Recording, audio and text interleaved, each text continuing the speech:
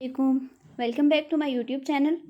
Today our topic is Earth is changing rapidly as a result of human actions. इस statement का अगर हम background देखें तो ये हम सब के इल्म में है कि जो हमारा एटमॉस्फेयर है, जो हमारी अर्थ है, वो अभी वैसी नहीं है जैसी पास्ट में थी। और इसकी सबसे बड़ी रीज़न क्या है, वो हम लोग खुद हैं। तो आज हम इस सेक्शन में देखेंगे कि ह्यूमन एक्टिविटीज़ की वजह से हम अर्थ को किस तरह चेंज कर रहे हैं, हम अपना एटमॉस्फेयर अपने लिए ही टॉक्सिक किस तरह बना रहे हैं। इससे पहले हम लोग नेचुरल जो क्लाइमेटीज़ होती हैं उनको हम स्टडी कर चुके हैं। तो आज हमने देखना है कि ह्यूमन एक्शंस की वजह से अर्थ जो है वो किस तरह चेंज हो रही है। इसमें बेसिकली ना हम 4 सेक्शंस पे बात करेंगे, ठीक है। एक तो न्यूट्रिएंट इनरिचमेंट है, टॉक्सिक अकामुलेशन है, क्लाइमेटिक चेंज है एंड ओजोन डिप्लीशन है। इन 4 सेक्शंस पे हम बात करेंगे।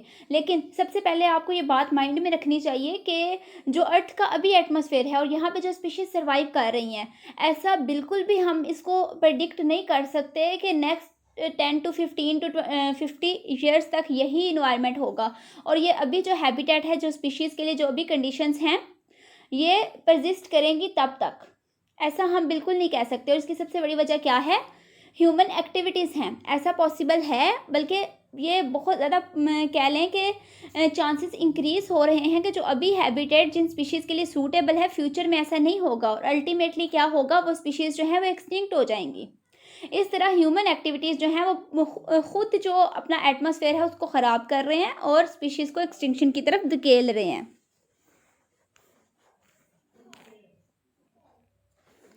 अब हमारा सबसे जो पहला टॉपिक है वो है न्यूट्रिएंट एनरिचमेंट। इसमें हमने ये पढ़ना है कि जो हमारा इन्वायरमेंट है उसमें उसकी जो एक कैपेसिटी है उससे ज़्यादा न्यूट्रिएंट्स कैसे आ रहे हैं। यानी ये तो कंफर्म है कि जो हमारा इन्वायरमेंट है उसमें जो उसकी कैपेसिटी है उससे ज़्यादा न्यूट्रिएंट्स हम आर्टिफिशियली ऐड कर रहे हैं और उसका इम्पैक्ट क्या होता है हम ये देखेंगे।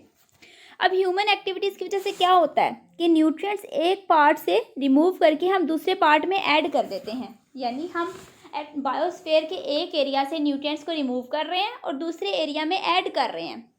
अब ये ज़रा कंफ्यूजिंग सा लगता है, इसको हम एक एग्जांपल से देखते हैं। फॉर एग्जांपल, एक बंदे ने चेरी खाई।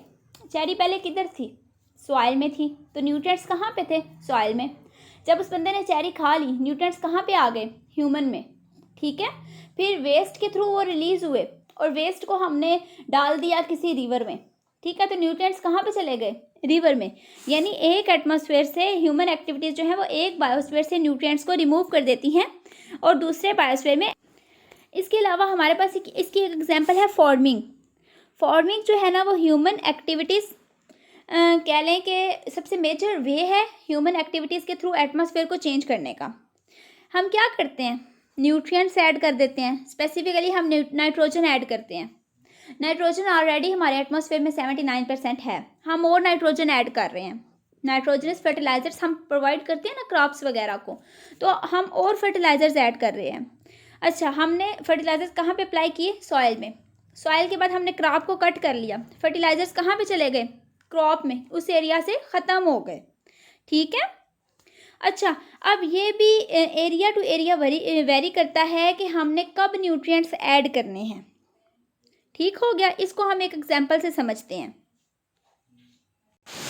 यहाँ पे हमने कंपैरिजन किया है 2 एरियाज़ का। एक प्रेरी लैंड्स है, ठीक है, और इसके अलावा सेकंड जो एरिया है हमारे पास वो एक ऐसा एरिया समझ लें जो ट्रॉपिक्स में ना क्लियर्ड लैंड्स हैं। 2 एरियाज़ हैं हमारे पास, प्रेरी लैंड्स हैं और ट्रॉपिक्स में कुछ क्लियर लैंड्स हैं। अच्छा, प्रेरी लैंड्स जो है ना उनमें न्यूट्रिएंट्स बहुत ज़्यादा हैं, ठीक है। वहाँ पे ना ऑर्गेनिक नाइट्रोजन हमारे पास इतना ज़्यादा है कि हमें आर्टिफिशियली अप्लाई करने की ज़रूरत नहीं है। मैनी ईयर्स तक हम वहाँ पे क्रॉप प्रोडक्शन कर सकते हैं। इसके बरक्स जब हम ट्रॉपिक्स का जो हमने एक लैंड क्लियर किया है हम उसकी बात करते हैं, तो वहाँ पे न्यूट्रिएंट्स सिर्फ इतने हैं कि 1 या 2 साल हम फसलें काश्त कर सकते हैं, उसके बाद हमें आर्टिफिशियली न्यूट्रिएंट्स देने पड़ेंगे। सो हमने कहा कि न्यूट्रिएंट्स सप्लाई करने का जो हमारा कह लें कि ज़रूरत है वो क्रॉप टू क्रॉप वेरी करती है, एरिया टू एरिया वेरी करता है। सो अभी तक आप 2 पॉइंट्स कंक्लूड कर सकते हैं इसमें। सबसे पहला ये कि ह्यूमंस जो हैं वो न्यूट्रिएंट्स एक एटमॉस्फेयर से बायोस्फीयर से रिमूव करते हैं और दूसरे बायोस्फीयर में ऐड कर देते हैं। इसके अलावा ह्यूमंस जो हैं वो फार्मिंग के थ्रू सबसे ज़्यादा न्यूट्रिएंट्स ऐड कर रहे हैं, स्पेसिफिकली नाइट्रोजन। और उसके बाद हमने 2 लैंड्स का कंपैरिजन किया कि किस किस लैंड में हमें जो हमें आर्टिफिशियली फर्टिलाइजर्स या न्यूट्रिएंट्स अप्लाई करने की ज़रूरत पेश आती है, वो एरिया टू एरिया वेरी करती है। अच्छा, उसके बाद आपको पता है नाइट्रोजन जो है वो मेन न्यूट्रिएंट है जो एग्रीकल्चर के थ्रू जिसका लॉस होता है, ठीक है। सो हमें क्या करते हैं, हम इसको आर्टिफिशियली प्रोवाइड करते हैं। अच्छा, अप्लाइड फर्टिलाइजर्स जो है ना वो हमारी हेल्प करते हैं उस नाइट्रोजन का लॉस ओवरकम करने में जो नेचुरली एग्रीकल्चर के थ्रू जो लॉस हो रहा है जिसका, ठीक है। अच्छा, अब अगर ऐसा होता है समटाइम कि हम ज़्यादा जो नाइट्रोजन है वो अप्लाई कर देते हैं, हमें प्लांट की नीड से ज़्यादा फर्टिलाइज़र दे देते हैं, तो वो जो है वो लीचिंग के थ्रू जो है वो इकोसिस्टम से निकल जाएगा। बेसिकली लीचिंग क्या होती है कि जो सॉइल की अपर लेयर होती है ना, जिसमें हम न्यूट्रिएंट्स वगैरह अप्लाई करते हैं, वो पानी के साथ ना बह जाती है, ठीक है, जिसको हम सॉइल इरोजन भी बोलते हैं।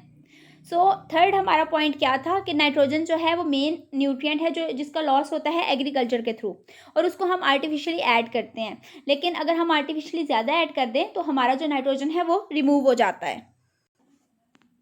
अब अगर हम बात करें ना कि जो आर्टिफिशियली हम नाइट्रोजन अप्लाई करते हैं उसकी, तो हमें ये पता होना चाहिए कि ह्यूमन एक्टिविटीज़ की वजह से एटमॉस्फेयर में जो नाइट्रोजन है वो डबल हो गया है, ठीक है। Human activities have more than doubled Earth's supply of fixed nitrogen available to primary producer plants। यानी ह्यूमंस ने क्या किया, उन्होंने आर्टिफिशियल नाइट्रोजन ऐड करके जो प्लांट को जितनी नाइट्रोजन चाहिए होती है उससे डबल एटमॉस्फेयर में भेज दी। अब उससे क्या हुआ, जो फॉसल फ्यूल कंबस्टन है वो भी नाइट्रोजन ऑक्साइड रिलीज़ करती है, ठीक है, जो एटमॉस्फेयर में चल जाते हैं, जो आपको पता है एसिड रेन का बायस बनते हैं। इसके अलावा हमें पता है कि लेग्यूम प्लांट्स में बैक्टीरिया रहते हैं नोड्यूल्स में, वो भी नाइट्रोजन फिक्स करते हैं। यानी ह्यूमन एक्टिविटीज़ की वजह से ना, ये वैसे तो एक नेचुरल वे है नाइट्रोजन प्रोडक्शन फिक्सेशन का, लेकिन ह्यूमन ने क्या किया कि उन्होंने लेग्यूम प्लांट जो है उसकी प्रोडक्शन इंक्रीज़ कर दी, ज़्यादा पौधे लगाने शुरू कर दिए। उससे क्या हुआ कि ज़्यादा जो है वो नाइट्रोजन फिक्सेशन होना शुरू हो गई और एटमॉस्फेयर में ज़्यादा नाइट्रोजन हो गई, और जो प्राइमरी प्रोड्यूसर्स थे उनके लिए नाइट्रोजन की अवेलेबिलिटी डबल हो गई। यानी ह्यूमन एक्टिविटीज़ भी यहाँ पे इन्वॉल्व हैं। अब यहाँ पे मसला कब आता है, मसला तब आता है कि जब क्रिटिकल लोड से ज़्यादा जो न्यूट्रिएंट्स हैं वो इनकॉर्पोरेट हो जाते हैं इन्वायरमेंट में। क्रिटिकल लोड क्या होता है बेसिकली, क्रिटिकल लोड बेसिकली एक ऐसी टर्म है कि देखें, हर चीज़ की एक स्पेसिफिक कैपेसिटी होती है। अगर उस कैपेसिटी से कोई चीज़ जो है वो इंक्रीज़ हो जाती है तो उससे क्या होता है, वो जो है ओवरफ्लो हो जाता है उसका। सो क्रिटिकल लोड बेसिकली क्या है कि एक स्पेसिफिक अमाउंट होना चाहिए ना न्यूट्रिएंट्स का, अगर उससे ज़्यादा होगा तो एटमॉस्फेयर पे वो लोड पड़ जाएगा। अच्छा, अब ऐसा होता है जब नाइट्रोजन जो है वो ज़्यादा हो जाती है इन्वायरमेंट में, तो वो फिर रिलीज़ कैसे होती है, उसकी सबसे पहले लीचिंग हो जाती है। लीचिंग होकर पानी कहाँ पे जाता है, फ्रेश वाटर या मेरीन इकोसिस्टम में जाता है। अब वो वहाँ पे जाके जो मेरीन या फ्रेश वाटर जो कह लें कि वहाँ के रहने वाली स्पीशीज़ हैं जैसे फिशेज़ वगैरह हैं, उनके लिए नुकसानदायक साबित होता है। इसके अलावा नाइट्रेट कंसनट्रेशन जो है वो ग्राउंड वाटर में इंक्रीज़ हो जाती है, ठीक है, और वो जो पानी हम पीने के लिए यूज़ कर लें वहाँ पे नाइट्रोजन कार्पोरेट हो जाती है, तो वो भी अनसेफ है। सो ये प्रॉब्लम क्या था कि जब नाइट्रोजन इन्वायरमेंट में ज़्यादा हो गया तो क्या हुआ, सबसे पहले जो फ्रेश वाटर मेरीन फिशेज़ हैं या मेरीन स्पीशीज़ हैं उनको नुकसान हुआ। सेकंड क्या हुआ कि वो जो प्लांट के लिए ग्राउंड वाटर है वहाँ पे इनकॉर्पोरेट हो गई। उसके बाद थर्ड क्या हुआ कि जो पीने के लिए पानी है उसमें नाइट्रोजन जो है वो इनकॉर्पोरेट हो गई। बहुत से रिवर्स जो है ना वो पानी लेके जाते हैं समंदर में, ठीक है, तो उनमें क्या होता है, नाइट्रेट्स और अमोनियम होती है। वहाँ पे क्या होता है, वहाँ पे वो जाके इनकॉर्पोरेट हो जाती है। जैसे यहाँ पे मिसिसिपियन रिवर की बात की गई है कि वो नाइट्रोजन पोल्यूशन लेके जाता है और फाइटोप्लैंक्टन ब्लूम जो है उसकी फ्यूलिंग के लिए वो यूज़ होता है हर समर में। जब फाइटोप्लैंक्टन मार जाते हैं तो आपको पता है उनकी डिकम्पोजिशन कैसे होती है, उसमें ऑक्सीजन यूज़ होती है। सो उस एरिया में ऑक्सीजन कम हो जाएगी और उस एरिया में ऑक्सीजन कम होने की वजह से जो वहाँ पे फिशेस हैं वो जो है बेसिकली उनकी डेथ हो जाएगी। और इसी वजह से हमने काफ़ी ज़्यादा फिशेस जो हैं उनका लॉस बर्दाश्त किया है। इसके अलावा जो न्यूट्रिएंट्स हैं वो जब जाएंगे पानी में तो वो क्या काज कर देते हैं, यूट्रोफिकेशन यानी एक्सेस ऑफ न्यूट्रिएंट्स। और उससे क्या होगा कि एल्गी जो है वो फैल जाती है, ठीक है, एल्गी ब्लूम्स बन जाते हैं और साइनोबैक्टीरिया वहाँ पे कम्युलेट हो जाते हैं और ऑक्सीजन डिप्लीशन होना शुरू हो जाती है वहाँ पे, ठीक है। और जब ऑक्सीजन डिप्लीशन होगी तो ऑटोमेटिकली क्या होगा कि जो फिशेस हैं जिनको ऑक्सीजन चाहिए है उनकी डेथ हो जाएगी। इसी वजह से जो हमारे पास ब्लू पाइक है, वाइट फिश है, लेक ट्राउट है, वो 1960 से जो है ना वो लेक एरी जो है उसमें ख़त्म हो चुकी है, यानी यूट्रोफिकेशन की वजह से। सो अब हम ज़रा इसको ना सम अप करते हैं न्यूट्रिएंट एनरिचमेंट को। ये सबसे पहला हमारा वे था कि ह्यूमन एक्टिविटीज़ जो हैं वो किस तरह अर्थ को चेंज कर रही हैं। सबसे पहला पॉइंट इसमें यह है कि ह्यूमंस जो हैं वो एक बायोस्फीयर से न्यूट्रिएंट्स रिमूव करके दूसरे में ऐड कर देते हैं। दूसरा क्या है कि फार्मिंग सबसे इंपॉर्टेंट वे है न्यूट्रिएंट्स एनवायरनमेंट में ऐड करने का, उसमें नाइट्रोजन को हम सबसे ज़्यादा ऐड करते हैं एज ए फर्टिलाइज़र। थर्ड हमने क्या पॉइंट इसमें किया कि जो एरिया टू एरिया जो है ना वो लैंड वेरी करती है और हमने कब न्यूट्रिएंट्स ऐड करने हैं ये उस एरिया पे डिपेंड करता है। इसके अलावा हमने ये बात की कि नाइट्रोजन जो है वो उसकी अमाउंट डबल कर दी है ह्यूमन एक्टिविटीज़ की वजह से। उसके बाद हमने बात की नाइट्रोजन जो है अगर वो उसका अमाउंट ज़्यादा हो जाएगा तो वो कैसे कैसे ह्यूमन को इफेक्ट करेगी, एसिड ट्रेन के थ्रू, ठीक है। उसके अलावा लीचिंग हो जाती है उसकी, वो मेरीन और फ्रेश वाटर इकोसिस्टम में चली जाती है। इसके बाद हमने बात की कि न्यूट्रिएंट्स वगैरह जो हैं वो जब जाते हैं सी वाटर में तो क्या होता है, फाइटोप्लैंक्टन्स को की प्रोडक्शन इंक्रीज़ हो जाती है, ऑक्सीजन डिप्लीशन हो जाती है, इसके अलावा यूट्रोफिकेशन हो जाती है।